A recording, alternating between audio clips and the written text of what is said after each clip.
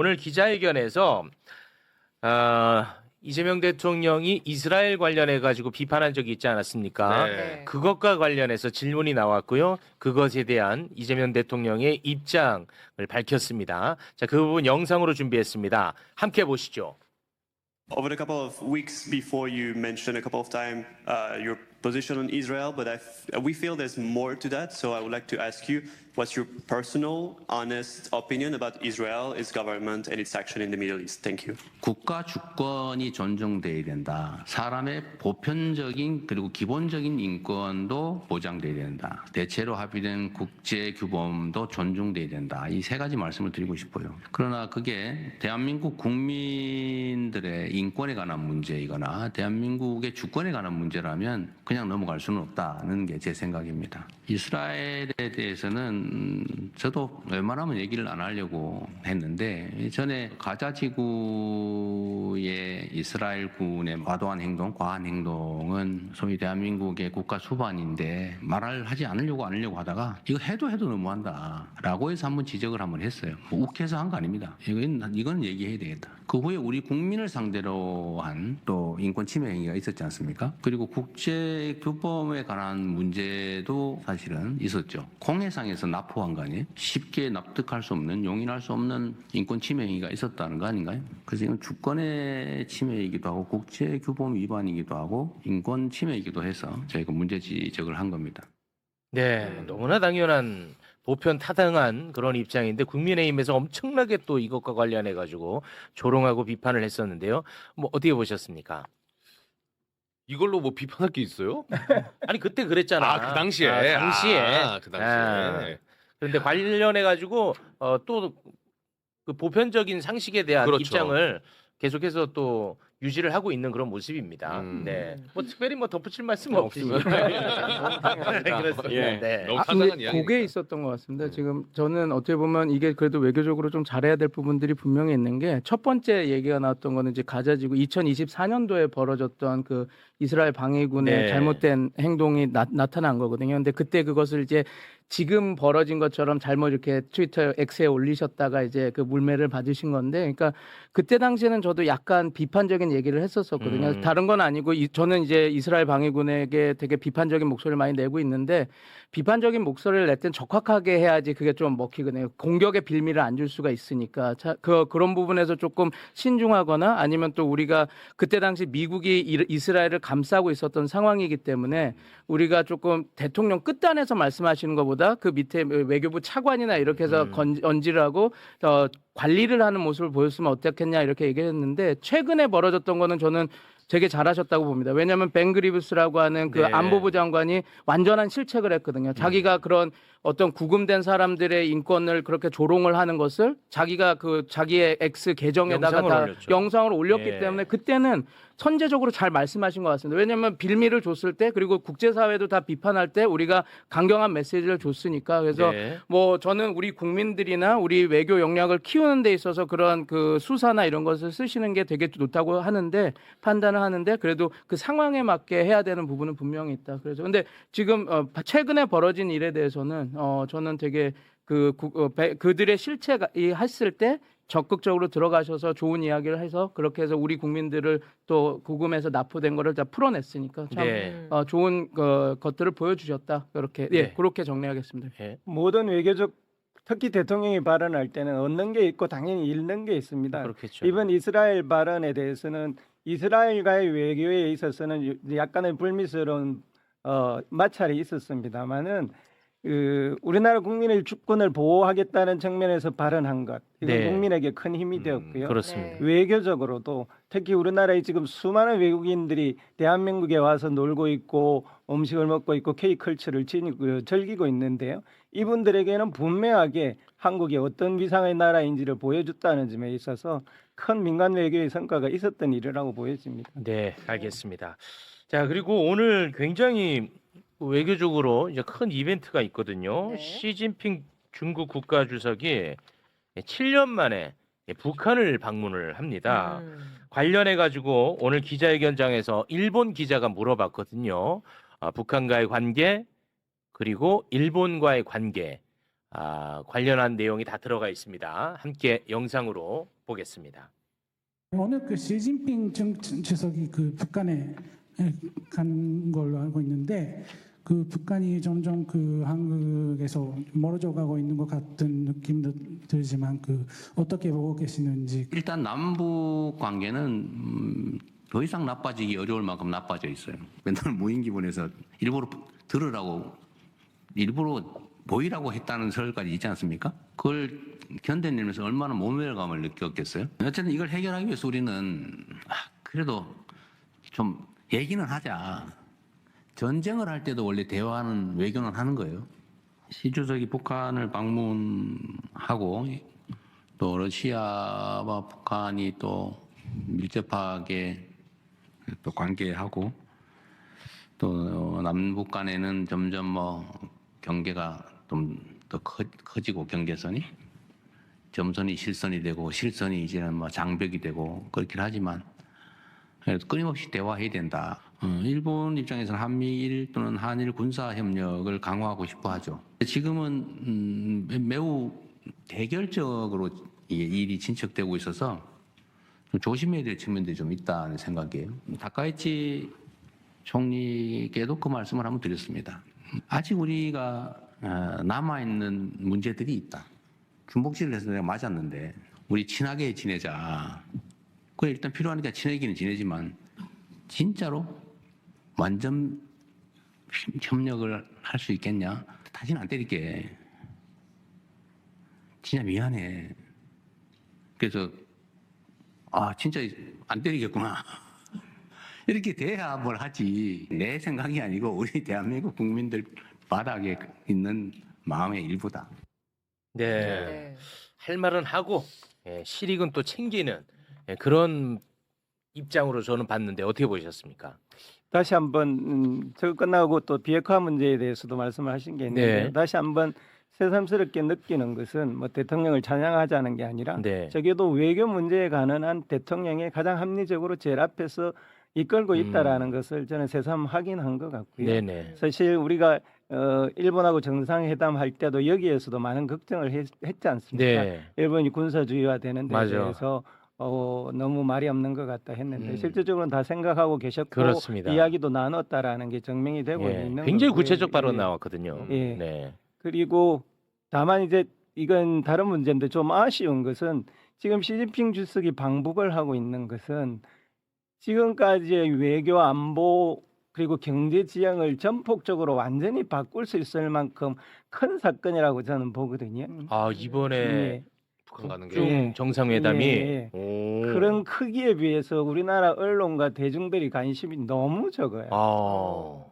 그 트럼프 SNS 한마디엔 다 반응을 하는데 네. 이렇게 외교 지형 전체의 큰 틀을 바꾸는 일이 벌어지고 있는데도 생각보다 너무 관심이 적습니다. 그래서 오늘 모신 거예요. 그래서 감사드립니다. 네, 아니 진짜로. 정말 외부처가 네. 그래서 감사드려요. 이 문제를 이슈화, 뭐 사람들이 설령 관심이 없다고 하더라도 이슈화 시켜서 관심을 더 가지도록 해야 됩니다. 네. 조금 오늘 어떤 의제가 이야기 되어질지 그런 관련해서 잠시 후에 또 여쭤보겠습니다. 예, 지금 이제 교수님 말씀에 첨언하면 요번에 북중 정상회담은 사실상 미중 정상회담이 있었고 네. 중러 정상회담이 있었고 그 다음에 이제 북중 정상회담으로 이어지는 한 패키지입니다. 맞아요. 결론적으로 뭐냐면 작년 9월에 중국 시진핑 주석이 푸틴 대통령하고 김정은 위원장을 보여서 전승절 열병식을 하고 나서 요번에 시진핑의 방북은 이 북중러의 그 연대의 밀착의 활용 정점이다.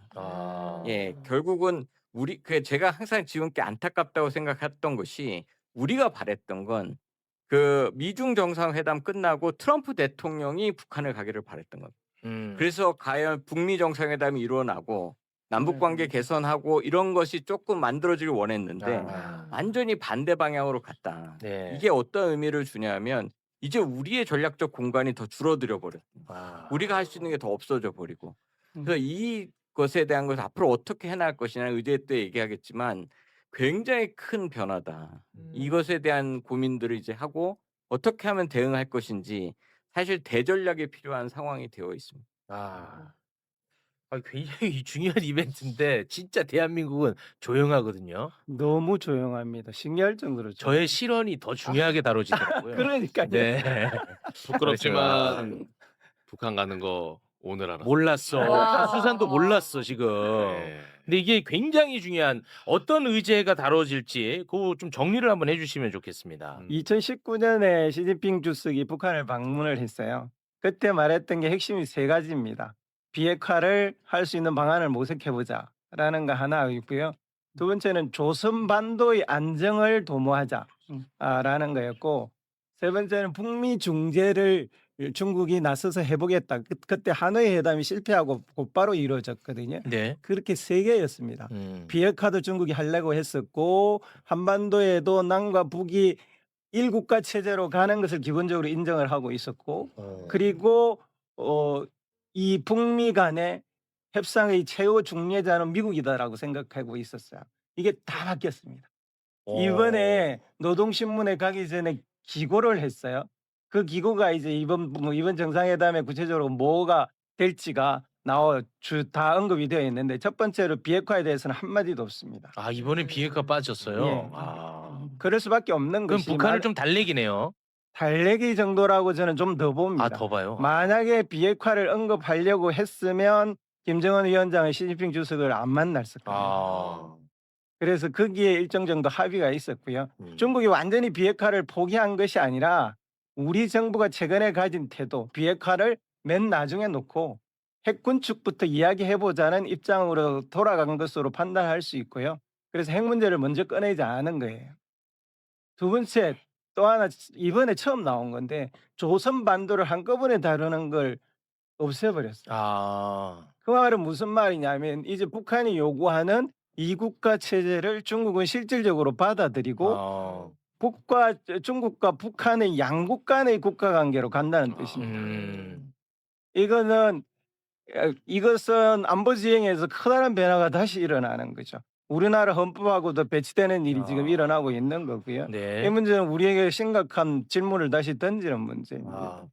그리고 세 번째는 미국 이야기가 옛날에는 미국의 중재자 역할을 인정하는 것이었는데 네. 이번에 완전히 바뀌어버렸어요. 우리가 공동으로 미국의 패권주의에 대응하자는 거예요. 아. 그리고 그 대응을 할 수밖에 없는 이유로 일본의 군사주의의 급격한 진전할 문제를 공동 대응하자는 겁니다.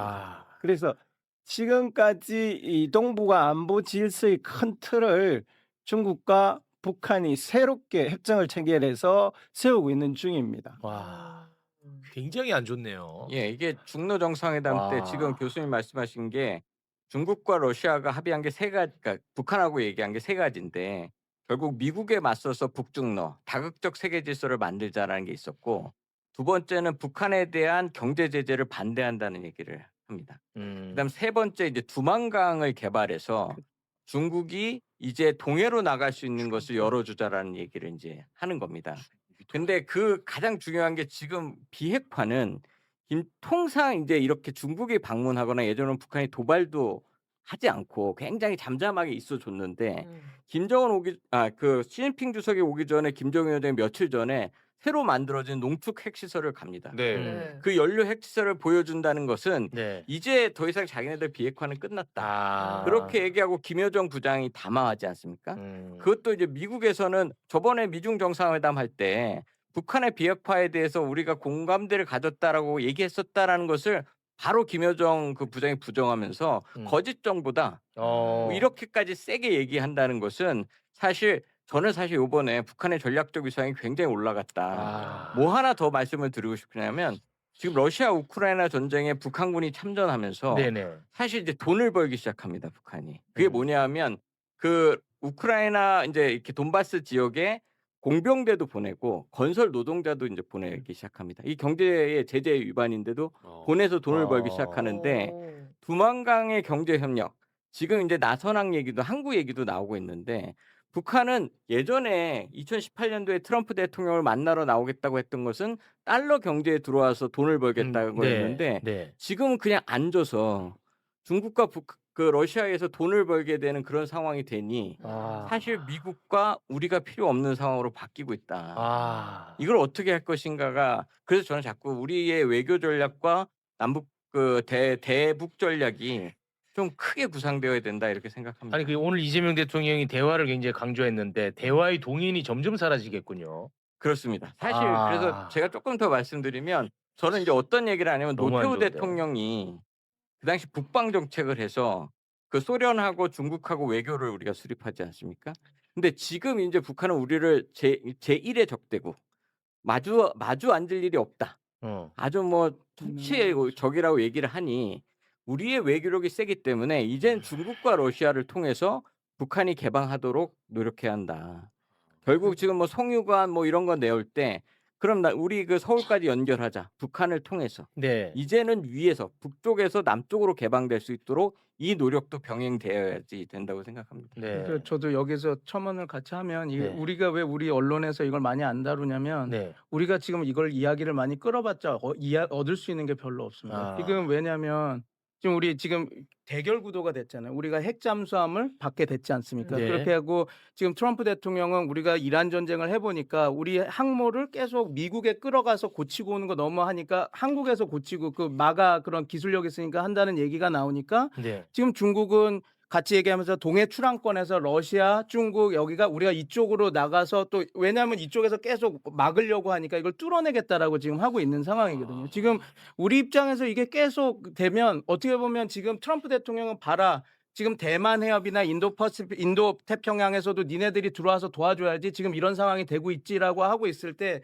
괜히 지금 이런 것들을 대결 구도로 가게 되면 별로 그러니까 트럼프 대통령이 원하는 쪽으로 우리가 끌려갈 수밖에 없어서 우리가 지금 그런 이걸 측면도 있고. 이슈화를 해서 크게 해봤자 지금 아. 말씀하신 대로 저희가 지금 꺼낼 수 있는 얘기가 많이 없습니다. 지금 엄청 어렵네. 북한이 얘기를 해서 들어오면 뭐 우리가 LNG나 이런 걸 열겠다 하면 이렇게 하는데 또 그건 또 알라스카랑도 지금 해야 되는 것들이 연결돼 있고 또 부산이랑 연결되는 그러니까 이게 우리 정부 입장에서는 외교 정책 수립하는데 지금 샌드위치 완전히 껴가지고 지금 쉽지 않은 상황입니다. 그러니까 이게 너무 커져서 네. 진짜로 그런 구도로 딱 가버리게 되면 우리도 정치나 외교가 비슷하거든요. 부도 싸움이거든요. 네네. 부도가 만들어지면 그 지형 안에서 우리의 그 스탠스가 만들어지는 거지 우리가 패권 국가가 아니기 때문에 우리가 이걸 뚫고 나갈 수가 없으니까 이게 참 갑갑한 좀 상황이라고 볼것 어렵게 같습니다. 됐네요. 아. 그럼에도 불구하고 우리가 관심을 가져야 되는 이유는 강대국들이 판을 짜고 나면 우리가 할 수 있는 일은 강대국들이 만들어 놓은 지침에 따르는 것밖에 없습니다.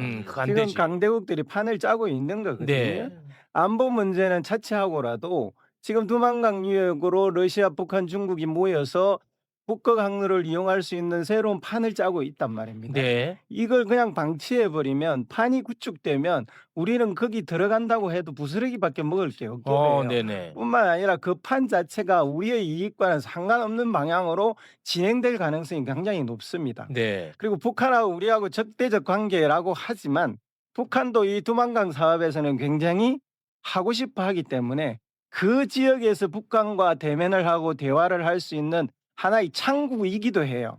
그런 점에 있어서는 그냥 강대국이 결정할 때까지 다 기다릴 게 아니라 네. 보다 적극적으로 적어도 경제 문제에 관한 한 두만강 유역의 이 개발에 우리가 선제적으로 같이 참여를 해서 북한과 대화도 시작을 하고 북극 항로를 개발할 수 있는 협력 방안도 마련을 하고 유라시아 대륙 철도를 이용할 수 있는 방안도 마련을 하고 러시아의 에너지가 실려오는 것을 우리가 어떻게 활용할 방안도 장기적으로 계획을 잡아야 되는 시점입니다. 지금 그 판이 짜지고 있는 거예요. 아, 네, 이게 두만강 개발로 어떻게 물꼬를 좀 틀 가능성도 있겠네요. 굉장히 중요한데 지금 두만강 그러니까 2030년대가 되면 북극에 있는 얼음이 녹아서 북극 항로가 열린다고 생각하는 겁니다. 네, 그 전재수 시장이 다 할 겁니다. 네. 네. 근데 그걸 러시아, 중국이 벌써 생각하고 그쪽으로 막 가는 겁니다. 네. 거기에 있어서 지금 캐나다가 이번에 우리 잠수함 수주전을 하는 것도 그렇습니다. 결국은 캐나다가 원래 버지니아급 그 한 개에 있었는데 잠수함이 한 척이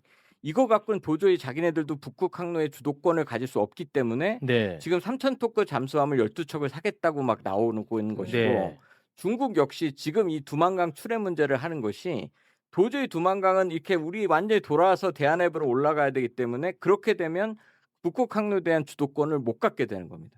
그러니까 이게 뚫리면 지금 말씀하신 교수님의 경제 협력도 있지만 안보 지형도 바뀌어 버려요. 거기에 북중러가 연합되어 있는 상태. 아. 그러니까 이거를 지금 말씀하신 대로 이 구도가 완벽하게 고착화되기 전에 우리가 깨야 된다. 아, 이거 진짜 어려운 예. 숙제네요. 그래서 어려운 숙제인데 너무 중요한 숙제네. 너무 그러니까 저번에 한일 정상회담 그 대통령님께서 하실 때도 한중일 협력을 해야 된다 이 얘기를 하셨던 것이 이렇게 구도화가 고착화되면 우리가 할 수 있는 건 아무것도 없어져요. 아.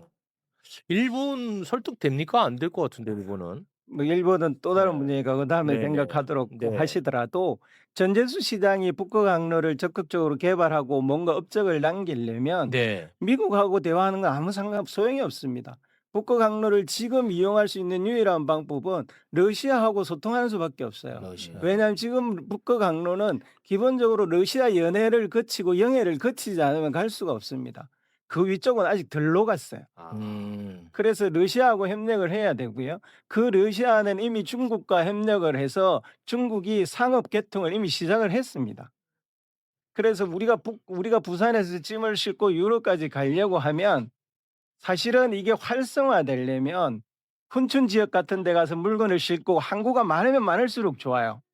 그 협력을 지금도 개시를 해야 됩니다. 그래야 우리가 부산의 북극항로의 출발점으로 만들어낼 수 있는 실질적인 대안이 나오는 겁니다. 아. 그래서 뉴 국방 정책이 저는 굉장히 필요하다. 이거 엄청 거대한 예, 이야기네 예. 지금. 중국과 러시아를 계속 우리가 끌고 들어와야 되는 지금 상황이다. 이 그렇죠. 말씀입니다. 아, 이거 굉장히 중요한 문제군요. 이 아주 이야기는 중요해요. 저희가 자주 다뤄야겠는데요. 예. 어. 매불쇼만이라도 자주 다루셔야 됩니다. 왜? 네. 아, 이거 진짜 중요한 문제네. 근데 좀 어렵긴 하네요. 예, 이 숙제 예, 자체가. 미국이 껴 있어서 쉽지 않아. 아, 쉽지는 않아. 또 일본 때문에 일본도 쉽지도 있고. 예. 않고. 네, 하지만 반드시 해결을 좀 해야 되는 네. 그런 숙제인 것 같습니다. 자, 시간이 좀 많이 흘렀기 때문에 이제 미국 이란 전쟁에 대한 이야기로 넘어가도록 하겠습니다. 북중 정상회담 이야기는 이 정도로 예. 정리해도 되겠죠. 네. 이란은 협상의 선결 조건으로 그 37조 원의 동결 자금 해제를 요구하고 나섰거든요. 네. 네, 보겠습니다. 모지타바 하메네이의 군사고문 모흐센 레자이가 인터뷰를 한 건데요. CNN과 인터뷰를 했습니다.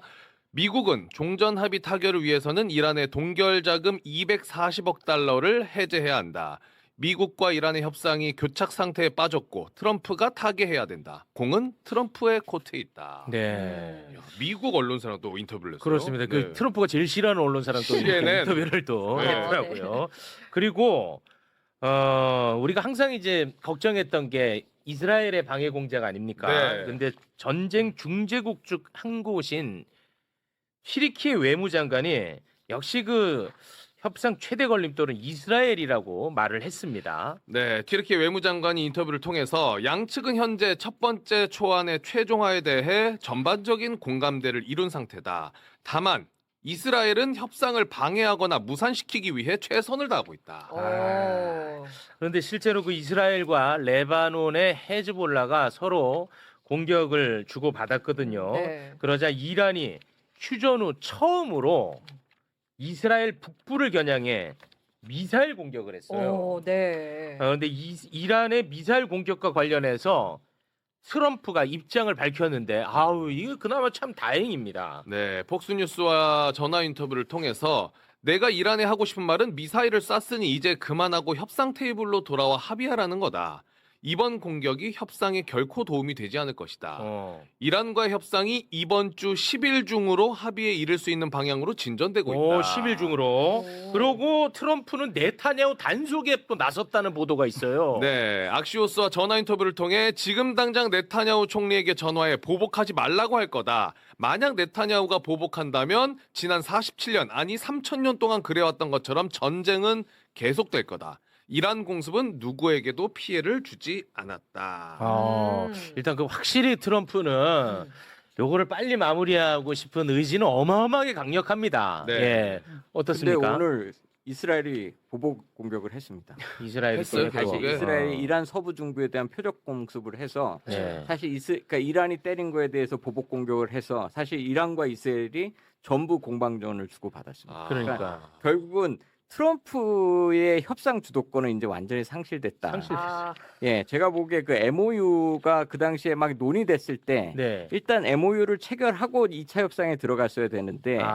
이것을 지지부진하게 그 주저하다가 패착이네 또. 예, 시기를 상실하고 어쩌면 반대로 이란의 협상 주도권이 세져서 아휴. 이제는 동결 자금을 37조 원을 요구하고 있는 상황인데 아휴. 이거의 문제는 뭐냐면 트럼프 대통령 과거의 말입니다. 그러니까 JCPOA 그 당시에 이란하고 오바마 대통령이 2015년. 예, 그 합의하고 나서 오바마 대통령이 17억 달러를 이란한테 줬습니다. 그게 뭐 돈을 준 게 아니고 원래 이란이 줬던 돈, 무기를 동결했던 무기를 사겠다고 줬던 돈을 다시 돌려준 건데 네. 이자까지 해서 네. 그걸 갖고 트럼프 대통령이 그 당시에 이거 완전히 보잉 비행기에 현금을 가득 실어 이란에 보냈다고 엄청나게 비난한 거예요. 네. 근데 이걸 자기가 지금 이것을 다시 풀어주자니 지금 JCPOA 3.67% 평화적 핵 권리도 못 받고 있는 것이 그럼 왜 전쟁했냐. 이러다 보니까 자기가 못 받고 지금 사실은 그 합의각서를 못 맺었는데 이제 이 동결자금 37조 원을 어떻게 풀어주냐는 거죠.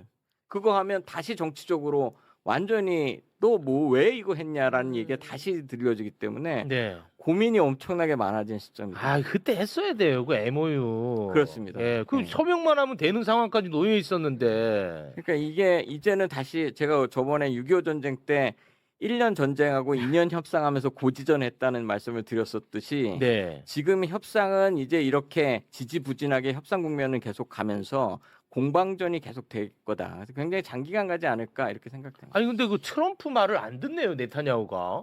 그러니까 나는 그거 좀 놀랐어요. 아예 안 들을. 가장 중요한 것은 전쟁할 의지가 없다는 걸 이제 확인한 거죠. 트럼프는. 그렇지. 예, 트럼프 중요한 대통령이 왜냐하면 네타냐후 총리 입장에서는 반드시 이란이 무너져 버려야 되는 것인데 이번 전쟁으로 인해서. 네. 근데 사실상 그렇게 무너지지 않았고 트럼프 대통령은 이만큼 해서 이제 끝내고 싶어하는 느낌이 딱 받으니까 이제는 사실 막 나가는 상황으로 바뀌어 있는. 이건 진짜 트럼프는 이제는 뭐 아무런 힘이 없네요. 아니, 그렇지는 않고. 그렇지는 않아요? 네. 왜냐하면 단기적으로 틀어지면 틀어질 수 있죠. 그러니까 지금 뭐 네타냐후가 이렇게 나오는 것은 이제 목리를 부리고 이 협상에서 우리를 배제하지 말라고 계속 이렇게 하는 메시지를 보내는 거고요. 네. 왜냐하면 어떻게 보면 60일 MOU지 않습니까? 그거 이제 네타냐후가 멈추면 멈출 수 있거든요. 네. 근데 이걸 얘기를 해서 야 60일까지 이게 되고 나서 네가 공격하든 말든 내버려두다 하면 될 수 있는 부분인데 이렇게 되니까 저는 단기적으로는 지금 틀어질 수는 있다고 봅니다. 한번 세게 부딪히지 않았습니까? 그래서 내가 살려줬지도 안 그랬으면 감옥에 있어 쌍욕. 이런 얘기를 했던 거 그렇게 보면 네. 지금은 이런 것 같습니다. 지금 잘 말씀 주셨는데 지금 모센 레자이가 그렇게 얘기하지 않습니까? 협상 시작하면 120억 불을 주고 네. 60일 동안 120억 불 추가로 줘서 240억을 나한테 줘라. 37조를 풀어라. 이렇게 얘기를 하고 있고 지금 레버러지를 많이 잃은 상태입니다. 트럼프 대통령은. 네. 그럼 지금 유일한 레버러지가 누가 있습니까? 네타냐후잖아요. 네타냐후가 우리가 이렇게 해서 공격을 할 수 있다라고 하는 그 지렛대가 있어야 되기 때문에 지금 이렇게 보면서 협상 국면을 가는 거지. 그래요? 틀어지려면 틀어질 수 있습니다. 왜냐하면 그래. 지금 그 여러 가지 무기 방어 무기 같은 경우도 지금 대만 해협에서도 문제되고 이렇게 되는 게 다 지금 사드 미사일이나 이런 것들을 지금 이스라엘 보호를 위해서 200발 그러니까 거의 자기네들의 재고의 50%를 써주지 않았습니까? 그 말은 뭐냐면 지금 이 미국이 지원해주지 않으면 이스라엘도 두드려 맞으면 맞을 수밖에 없는 상황에 그래요? 딱 있어요. 그리고 지금 뭐 20% 정도 지금 남아 있다 얘기가 하고 있는데 만약에 그 산수를 한다고 치면 그러면 그 혁명 수비대가 이번 전쟁 시작하기 전에 6,500발의 탄도 미사일이 있다 그랬는데 그 20%만 해더라도 1,300대 탄도 미사일이 있는 거거든요. 그러면 아직도 그 역량은 분명히 있는 겁니다. 무슨 말이냐면 절대로 이 전쟁을 뒤바꿀 수 있는 역량은 없지만 네. 충분히 그 이스라엘이나 그런 곳들을 공격할 수 있는 이번에 북부 이스라엘을 공격했다 그러지 않았습니까? 네, 그렇습니다. 탄도미사일로? 네. 그런 역량은 다 있다라는 거예요. 그래서 뭐 이스라엘이 계속 전쟁을 하고 있고 이스라엘이 다 키를 쥐고 있다. 지금 이스라엘이 전쟁을 2023년부터 지금 2년 동안 넘게 하고 있습니다. 이거가 미국의 지원이나 그런 게 없으면 할 수 없고 우리 상주 요번에 사드 미사일 가서 얘기가 많이 나오지 않았습니까? 네. 미사일 탄 그게 요르단 쪽으로 갔거든요. 그게 왜 갔냐면 이스라엘 방어 목적으로 간 겁니다. 그 말은 무슨 말이냐면 미국의 전략 자산이 가 있지 않으면 도와주지 않으면 이스라엘도 마냥 그걸 다 막을 수 있는 상황은 아니거든요. 지금 네. 이렇게 있지만 이란도 그렇고 헤즈볼라도 그렇고 후티도 그렇고 지금 미국이 자꾸 이러면 개입 안 했을 때 총력전으로 이스라엘을 공격해서 이스라엘에 뭐 300명, 400명 피해자가 나온다. 네타냐후도 그냥 나 계속 공격할래 이렇게 얘기할 수 있는 말 상황 못해요? 아니거든요. 그래서 뭐 지금 상황에서는 물론 저는 아마 이렇게 오래 끌려고 이렇게 가더라도 쉽지가 않은 게 아마 이렇게 한번 보십시오. 요번에 6월 10일 날 소비자 물가, 미국의 소비자 물가 그게 공개가 될 건데 3월, 4월, 5월이 계속 올랐습니다. 3.3%, 3.8%, 요번에는 4.1%로 오를 거라고 지금 얘기가 나오고 있는데 네. 지금 소비자 물가가 계속 오르고 있고 유가도 이렇게 4달러 이렇게 되고 있는데 트럼프 대통령이 계속 나는 몰라 전쟁 이렇게 해도 네타냐후 내버려둘게 이렇게 할 수 있는 상황은 아닙니다. 그래서 제가 볼 때는 지금은 협상 국면이니까 지금 말씀 너무 잘해주신 대로 미국이 쓸 수 있는 카드가 별로 없습니다. 이란을 압박할 수 있는 카드. 그러니까 네. 이스라엘을 어느 정도 내버려 두는 거지 어느 정도 협상이 마무리되는 국면이 되면 이렇게 얘기하겠죠. 야 이거 다 마무리되고 나중에 공격하더라도 60일은 참어. 딱 이렇게 딱 얘기하고 이렇게 틀어질 수가 있고 지금 이스라엘에 대한 무기를 주는 것도 다 지금 뭐 다 지금 미국에서 지원하지 않으면 안 되기 때문에 충분히 틀어줄 능력은 된다. 그러나 그걸 지금 보고 있다. 지금 협상이 되는 국면에서 협상력을 키울 수 있는 건 그거니까 전 그렇게 보고 있습니다. 알겠습니다. 네. 그 10일까지는 마무리한다는 트럼프의 발언도 그거는 뭐 말도 바꾸겠죠. 뭐 늘 바뀌니까요. 그러니까 이게 아, 이란이 10일. 협상 카드를 높이고 있다는 게 특징인 겁니다. 이란이 이스라엘 레바논에서 철수해야 돼. 그 다음에 37조 원을 풀어야 돼. 이렇게 얘기를 이제는 이란이 협상 카드를 탁탁 자꾸 내놓고 조건을 있는 하나씩 붙이더라고. 상황이 있기 때문에 이게 예. 이제 협상이 트럼프 뜻대로 안 가고 있다는 얘기죠. 아. 예, 반대로. 근데 최악의 경우는 트럼프 대통령이 그냥 공격할 거 하고 야 그럼 우리 경제 주는 거 없어 하고 나오면 그럼 이란은 또 폭망입니다. 네. 왜냐하면 지금 이란도 경제 상황이 너무 안 좋거든요. 너무 안 좋더라고요, 실제로. 그래서 네, 물가 너무 이거가 높더라고요. 이란도 그냥 마냥 이게 협상력은 지금 있지만 협상 테이블에 앉아 있어야지 있는 거지. 미국이 야 됐어 다 때려쳐. 우리는 그냥 때릴 거 공격하고 이제 나간다라고 하면 또 이란이 또 지금 완전히 얻을 거 없이 하면 망하는 네. 국면으로 가기 때문에 알겠습니다. 이게 쉽지 않은 상황입니다. 네. 그래도 저는 일단 뭐 10일 한 번 더 기대해 봅니다. 네. 100일이 지났습니다. 10일 한 번 더 기대합니다, 저는. 네.